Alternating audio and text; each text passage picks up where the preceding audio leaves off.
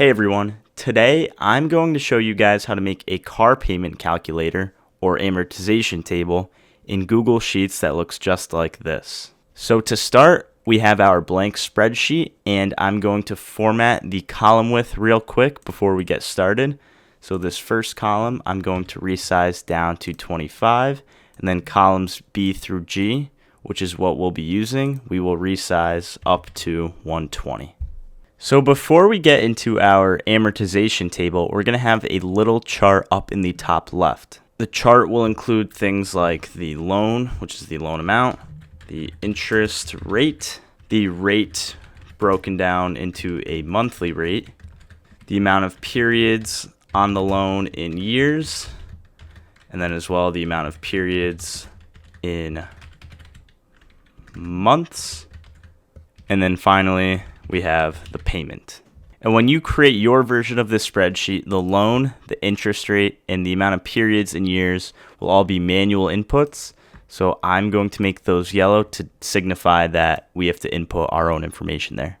And then to finish this, I'll also add some borders around it, and let's enter in those manual inputs. So for example, let's say we have a $20,000 loan and we want to format this as accounting. And then we have a 5% interest rate, but we will format it as a percentage. And then the amount of periods and years, we'll say that it is a 4-year loan. So the monthly rate is really simple. That will be equal to the interest rate divided by 12. And then we will format that as a percentage. So 0.42% monthly rate. And the amount of periods and months will be equal to the amount of periods and years times 12. So this will be a 48-month loan.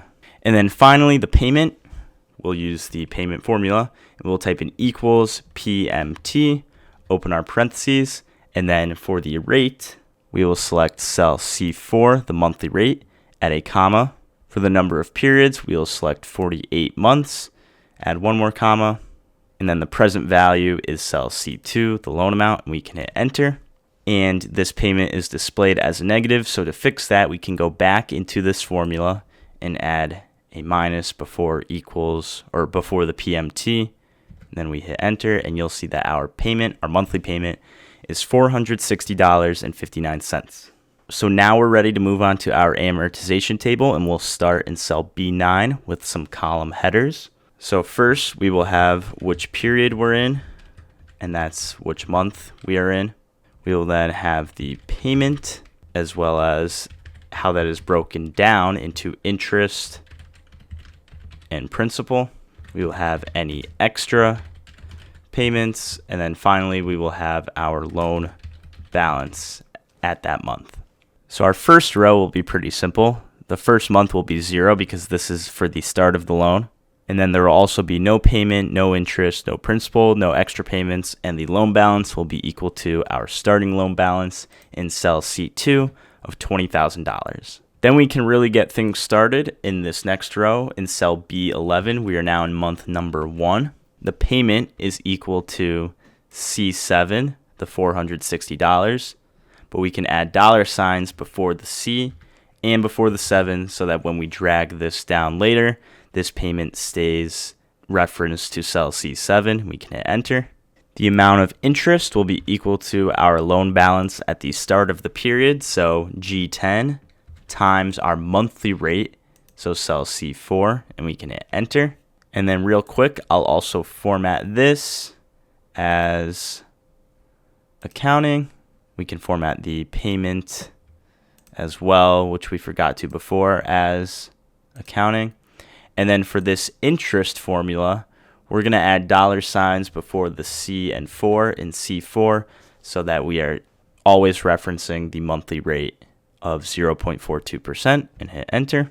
The principal is really easy now that we calculated interest. So the principal is just the payment minus the interest, because the principal and interest summed together should equal the payment for that month.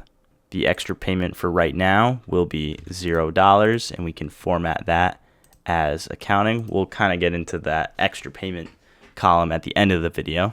And the new loan balance will be equal to the old loan balance, so G10 minus any principal we paid off in that payment, as well as minus any extra payments, and hit enter. And once we have this row settled, the next row, the period, let's type in number 2 and then drag these formulas down, and you'll see that they carry over. And now let's highlight both 1 and 2 and drag this all the way down to our 48th month. We can get rid of that excess there. And you'll even see that this last column, which is our loan balance, is $0 at the end of our amortization table. But when you're down here, it's hard to see the header. So let's also make sure that we freeze those rows by selecting row 9, going into the View tab, freeze up to row 9. So now when we scroll down, those headers will stay. And then just some quick formatting. Let's highlight this entire table, add some borders around everything, bold our headers, color in our headers, bold these headers on the top left, color those in. And then finally, our extra payments, I'm going to make this column yellow because this is a manual entry.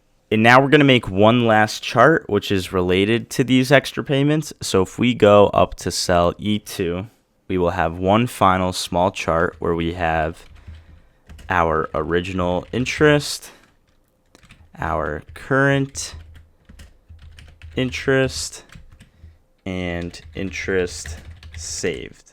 So let's also add some borders around this, and let's start with the current interest. So the current interest will just be equal to the sum of all the interest paid in column D, and we can format that as accounting as well. Actually, we can format all 3 of these as accounting. And the original interest will be a manual input. So once you have your current interest calculated after entering your loan, interest rate, and the amount of periods, this is the amount of interest you expect to pay over the life of the loan. We're going to manually type in the current or the original interest. So the $2,108 and 12 is the amount of interest we expected to pay when we started this loan.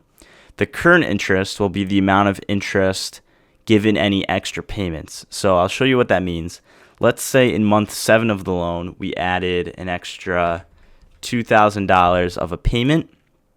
You'll see that the current interest for the life of the loan changed to $1,736. So the interest saved will simply be equal to F2 minus F3. And you'll see that we've saved $371 in interest by making that extra payment. So this is where you can kind of play around and see how extra payments will help you save money and if it's worth it or not to make extra payments ahead of time. But I will delete those for now. I will keep the original interest at 0. So then when you access this template, if you don't make it on your own and you just click on the link to access the template, you're going to have to make a copy of the spreadsheet first, make your own. And then all you need to do is enter in the loan, the interest rate, and the periods. And then once you do that, then you can enter in the original interest, and then you can do extra payments. So I hope this helps you out in your car buying or car loan paying process. And if you learned something, feel free to leave a like and subscribe if you have not yet already. Thanks for watching.